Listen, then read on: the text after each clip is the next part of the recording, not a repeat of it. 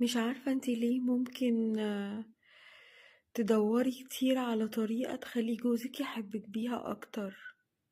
معروف زي ما ياسمين قالت لنا نتكلم بصوتنا الشتوي، نضيق عينينا شوية ونبربش كتير ونرقع البرفان دي هنلاقي نفسنا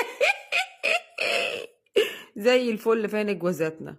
البرفان دي يا حبايب قلبي من احلى البرفانات اللي لما ترقعيه هيشوف الانثى اللي جوه، مش مهم الذكر اللي بس هو هيشوف الانثى اللي جوه. وعد مني ليك، سيبك من نصايح ياسمين تمام، وانا طالعه لك من غير الباروكه ليه؟ هنحطه على دماغاتنا من فوق هنحطه على دماغاتنا من فوق ونفس من دي ليه؟ هتعوضنا نفسيا، هتعوضنا نفسيا، ما فيش شيله فوق راسنا. فالبرفان دي يا جماعه من احلى البرفانات اللي ممكن تجربوها في حياتكم. اه راسي وجعتني من الخبط.